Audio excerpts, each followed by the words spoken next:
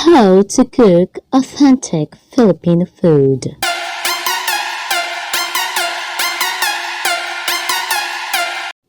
Okay, so ngayon po magluluto po tayo ng tilapia. As you can see, yung pong tilapia nakalisisan na po natin. Kailangan hugasan pong maigi ang isda.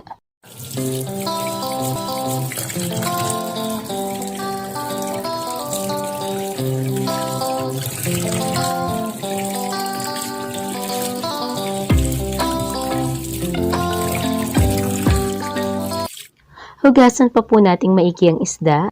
Siguraduhin po natin na wala ng dugo na matitira. Kaya din po natin binabanlawang maigi yung isda upang matanggal or at least mabawasan ng husto yung mucus o yung parang lamad po na nandoon sa isda na siya rin po nagiging dahilan upang yung isda po ay maglasang putik or maging malansa. Again guys, let's continue on washing the fish thoroughly until the mucus-like substance is gone and also the blood of the fish.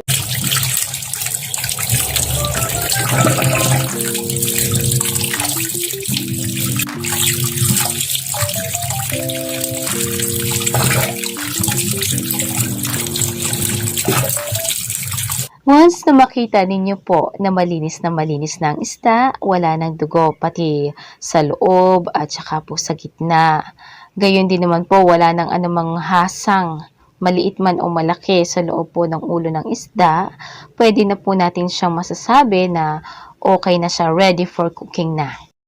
Another tip guys, for those people who doesn't want to cook this kind of fish because of the smell, ito po yung isa sa mga masasabi ko na pamamaraan. Just rub it with salt, rock salt, preferably rock salt. Ito po yung nakaugalian ng matatanda na nawawala na po sa ating kultura. Yung paglilinis ng isda ng mas maayos upang nang sa ganun ay matanggal po ang lansa.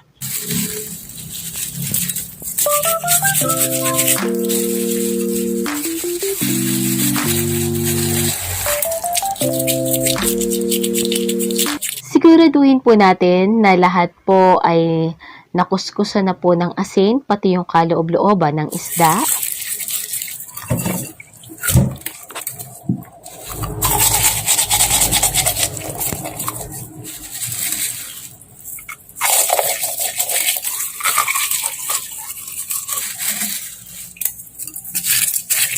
Huwag po kayong mag-aalala na baka po maging masyadong maalat yung sabaw kasi hindi na po natin siya lalagyan pa ng asin. Ito na po magsisilbing pampaalat sa kanya. Ito na po mismong nakarab dun po sa fish. Pero kung prefer nyo po yung mas maalat na sabaw o mas gusto nyo po yung talaga mas malasa, pwede nyo pa rin naman pong lagyan. It will always depend on your taste. And for now guys, since it is quarantine, at least when I shot this video, quarantine siya. So, ang available ko lang po na cooking tool, ay rice cooker. Okay, so hindi po ako nakauwi sa amin. Nandito po ako ngayon sa apartment. And as you can see nga po, rice cooker po ang gagamitin natin sa pagluluto. And this video is also a rice cooker hack. Yes, you can also use your rice cooker sa pagluluto po ng dishes nyo. Hindi lang po siya para sa kanin. And as you can see guys, meron na po akong na-chop earlier na ginger, meron din pong onion at saka garlic. Okay, so guys, we are going to put all of this sa loob po ng isda. Siyempre po para once again, matanggal po yung lansa ng isda or at least malason po yung lansa ng isda at saka po yung lasang putik. And at the same time, mag-mix po yung iba't ibang lasa po ng mga ito sa lasa po ng isda. And let's make sure na lahat po nga ay nalagyan, lalong-lalo na ang ulo ng isda. Yung loob po ng ulo ng tilapia po, masarap po yan para sa akin, lalo na kapag may lasa ng bawang, ng sibuyas at saka po ng ginger. Kasi nga po, wala na halos lansa at saka po, nalinis ko na naman pong maigi, wala na ni katiting na hasang o dugo, kaya po talagang lahat po halos ng parte na iyan ng ulo ay edible. Ayusin din po natin siya para maganda, hindi, para po hanggat maaari ay wala pong lalabas na palaman mula po sa isda. Ilagay na rin po natin ang talong kung meron po tayong talong. Tapos, mas maganda po yung ganito, yung medyo mabilog na talong at saka po yung ganito na fresh po talaga. Then, ilagay na po natin ang tubig. Siguraduhin po natin na tamang-tama lang yung tubig. Hindi po sobrang madami at hindi rin naman po sobrang konti. Okay, as you can see, tamang-tama na po. Ang dami ng tubig at ready na po siya upang maluto.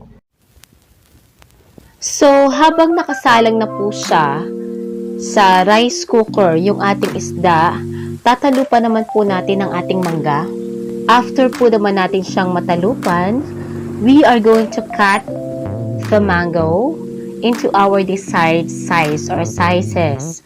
Nasa sa inyo po yun, pero po mas gusto ko yung ganito klase ng cut para mas madali po siyang maluto.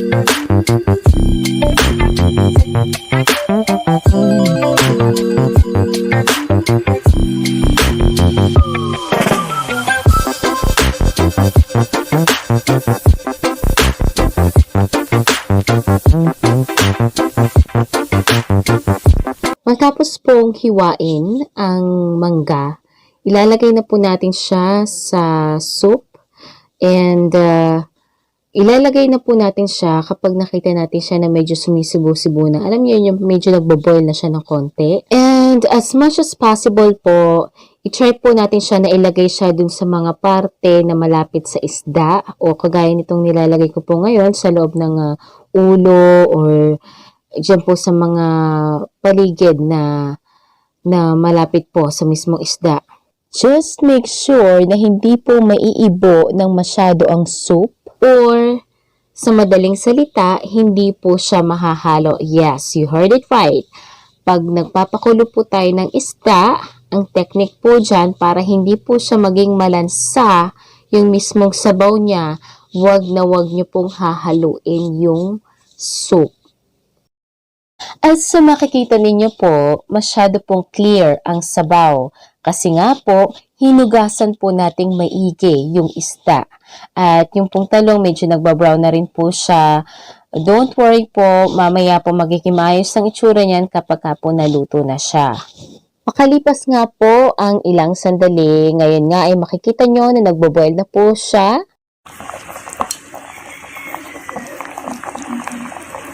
Hayaan lamang po natin siyang mag-boil, hindi pa siya luto, yung buong soup kasi sa nakikita nyo po yung talong hindi pa siya luto, tapos yung sabaw medyo malabnaw pa.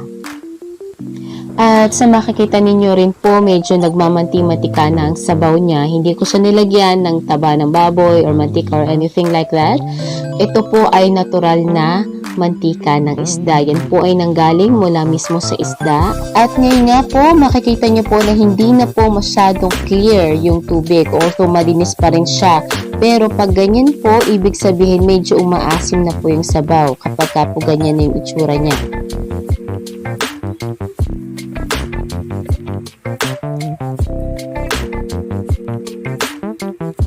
And after a few more minutes of boiling, eto na po siya. Iba na po yung kulay ng mangga at ganun din naman po yung mga talong. At makikita nyo rin po na masyado ng puti yung sabaw. It means po na medyo mas maasim na siya kaysa sa kanina. Tapos makikita nyo rin po na mas malapot-lapot na po siya. And by the way guys, just to clear something out, ang bala ko po sana kasi talagang lutuin ay sinampalukang tilapia. Pero Hindi po kasi available ang fresh na sampalok, kaya hilaw na mangga po ang ginamit ko. At ang totoo po niyan, authentic pa rin po yan kasi po nung unang panahon, nung panahon po ng mga lolo't lola natin, kung ano po yung available na pampaasim, yun po talaga ang ginagamit po nila, pang suka sa isda.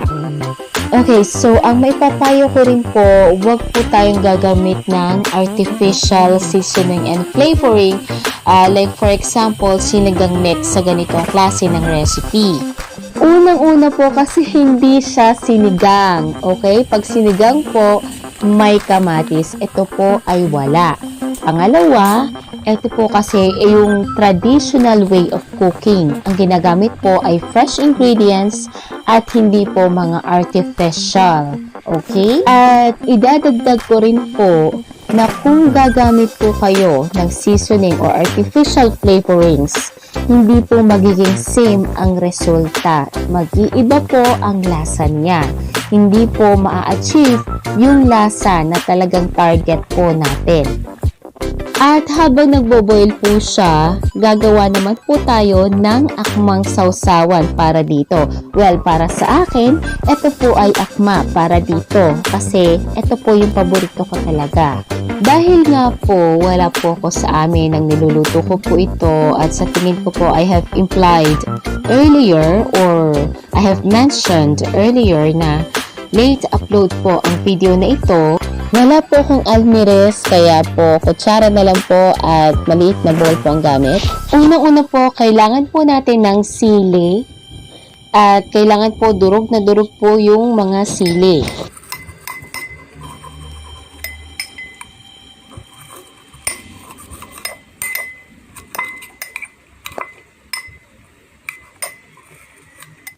So, after po natin siyang madurog, ganito na po siya, lalagyan naman natin siya ng dinikdik na bawang. Bakit nga po ba bawang? Kasi po, yung bawang nakakapagpalesin din po siya ng lansa and at the same time, nakakapagpababa di umano siya ng presyon. Nilagyan din po natin siya ng konting kalamansi. Mix lang po natin siya. Lalagay din po tayo ng chopped na kamatis or kung ano man po yung klase ng gayat na gusto ninyo, yung prefer po ninyo, tapos ilagay po natin siya dito. Sunod naman po natin ilalagay ay konting patis. Please make sure po na walang buto ng kalamansi. Nagkamali po ako diyan dahil may isa akong buto na nakita. Sunod naman po natin ilalagay ay bagoong. Yan. So, napakabango po ng bagoong para sa akin. Yung iba po nababahuan, pero depende po yan sa bagoong. Sa tingin ko, depende sa gumawa ng bagoong. Mix pa din po natin siya. Yan. Make sure na talaga pong thoroughly mixed. Testing. Habang nag-ingay ang aso ng kapitbahay at pasensya na po kayo sa konting background noise.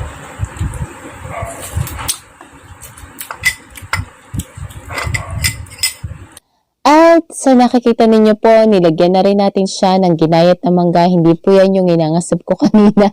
Okay, so balik po tayo sa isda po na niluluto natin. And as you can see, puting-puti na po ang sabaw at mas mamantika na po siya ngayon kumpara kanina.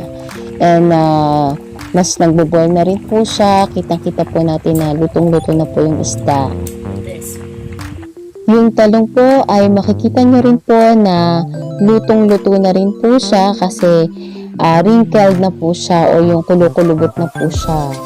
Once na mapansin po ninyo na luto na po ang lahat, ang talong, ang isda, at ganun din naman po ang sabaw, dyan naman po natin ilalagay yung pechay. Ilagay lang po natin ang pechay sa ibabaw po. Hindi po natin siya, once again, hindi po natin siya hahaluin. At matapos po nating ilagay ang pechay, tatakluban po nating muli ang rice cooker upang maluto po siya. And after a few minutes, eto na po siya. Okay, so luto na po yung pechay at makikita nyo po na medyo mas thick na po yung sabaw niya.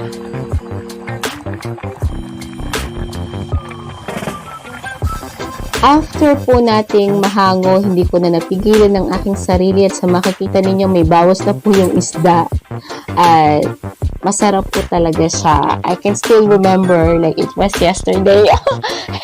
Kasi po, even though a late upload to, natatandaan ko pa rin yung lasa niya.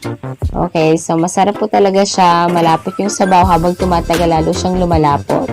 At dito na po nagtatapos ang ating video. Maraming pong salamat sa inyong panonood. Sana po ay nagustuhan ninyo. Kung may mga nais po kayong malaman or kung may mga katanungan po kayo, wag po kayong mahihiya na maglagay po ng comment po sa comment section below. Thank you for watching. Please don't forget to like and subscribe.